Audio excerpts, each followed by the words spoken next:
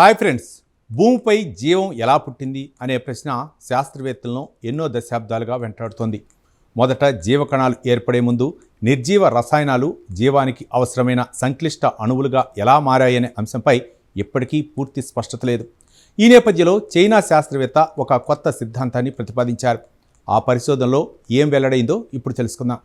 ఈ పరిశోధనను చైనాలోని షెన్జెన్ యూనివర్సిటీకి చెందిన ప్రొఫెసర్ యాంగ్డాంగ్ జిన్ నిర్వహించారు. పరిశోధన ఫలితాలు రీసెర్చ్ జర్నల్లో ప్రచురితమయ్యాయి. జీవం పుట్టుకు సంబంధించిన పలు ప్రముఖ సిద్ధాంతాలను సమీక్షించిన ఆయన వాటన్నిటినీ అనుసంధానించేలా కొత్త ఫ్రేమ్వర్క్ను ప్రతిపాదించారు. ప్రస్తుతం జీవం పుట్టుకపై RNA world, lipid world, metabolism first world వంటి అనేక సిద్ధాంతాలు ఉన్నాయి. అయితే వాటిలో ఏది జీవం ఎలా ఏర్పడిందో పూర్తిగా వివరించలేకపోయింది.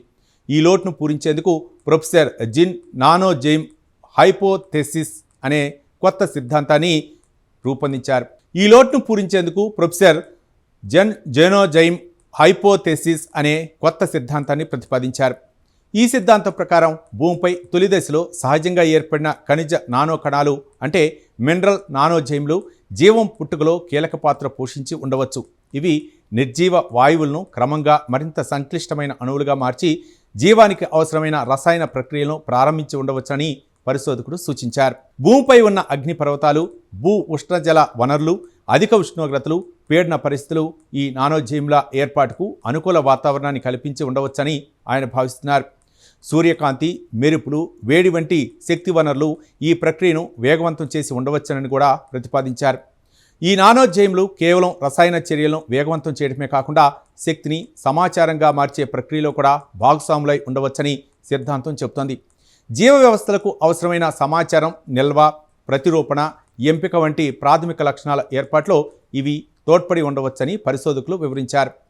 ఈ సిద్ధాంతంలో మరో ఆసక్తికర అంశం ఏయు వరల్డ్, బంగారు నానో కణాలు లేదా గోల్డ్ నానో పార్టికల్స్ జీవం పుట్టుకలో ప్రత్యేక పాత్ర పోషించి ఉండవచ్చునని ప్రొఫెసర్ జిన్ ప్రతిపాదించారు. ప్రస్తుతం ప్రయోగశాలలో తయారు చేస్తున్న అనేక నానోజైమ్లకు ఇవి ఆధారంగా ఉండటంతో ప్రాచీన భూమిపైన ఇలాంటి కణాలు సహజంగా ఏర్పడి ఉండే అవకాశాన్ని ఆయన పరిశీలించారు. చూశారుగా, భూమిపై జీవం పుట్టుకు సంబంధించిన రహస్యం ఇంకా పూర్తిగా వీడకపోయినా నానోజైమ్లు అనే సూక్ష్మ ఖనిజ కణాలు ఈ ప్రక్రియలో కీలక పాత్ర పోషించి ఉండవచ్చని ఈ పరిశోధన సూచిస్తోంది. అయితే ఇది ప్రస్తుతం ఒక సిద్ధాంతం మాత్రమే.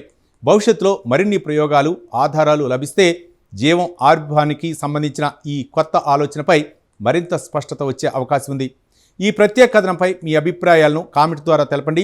వీడియో నచ్చితే లైక్ చేసి ఛానల్ని సబ్స్క్రైబ్ చేయండి. Thank you.